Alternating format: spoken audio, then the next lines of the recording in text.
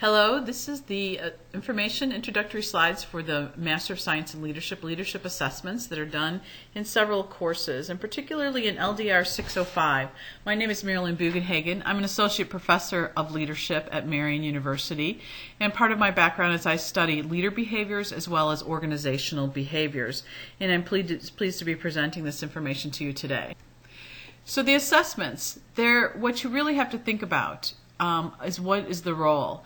They're a point in time. They're a way of you understanding yourself, and they're made up of the way you were thinking and feeling, and also taking in your experiences in leading or in leadership, or your experiences in organizations as you took the assessments.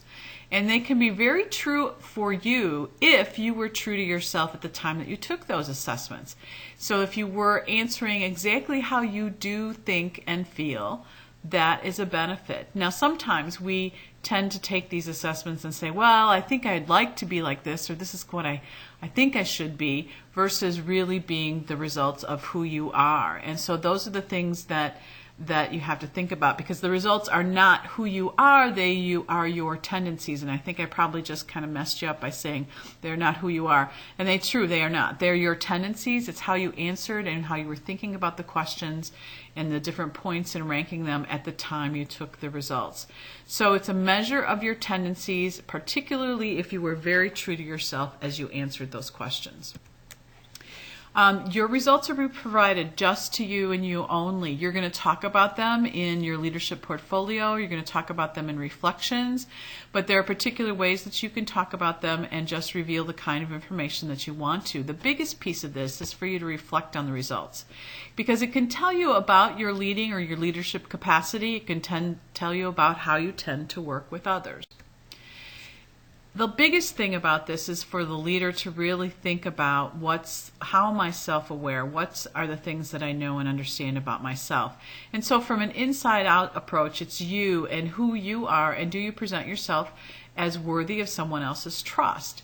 When you move to the next circle from the inside out, it's you and others, and those interactions of those relationships, and what you do invest in them and don't invest in them, and how are they working or not working for you, depends on how well you are self-aware of the kinds of things that help you, as well as the kinds of things that trip you up.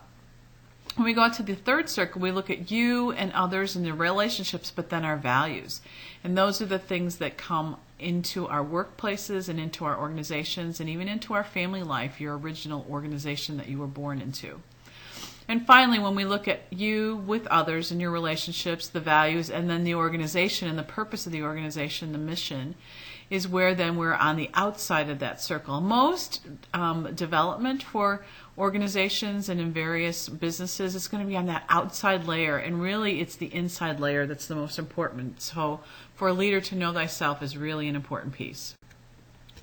You took 4 instruments in 2 different parts. One of them was in Mind Garden, which was the multi-factor leadership questionnaire. It was a 360 degree. You were able to ask other people to give you a rating of people who are above you in an organization, at your peer level, and below you in your level in the organization. It's a great piece. It's a really well-researched instrument, and it measures transactional and transformational leadership. The other 3 instruments were done through the SurveyMonkey link that you had, and it included the servant leadership questionnaire and how your tendencies across 5 dimensions in servant leadership. The motivational sources inventory, which is a motivational source for work, how you work motivates you, and what's those sources that are important to you. And the Keirsey inventory, which is a Myers-Briggs equivalent, and it really measures types in personality, and so you took all 4 of these instruments.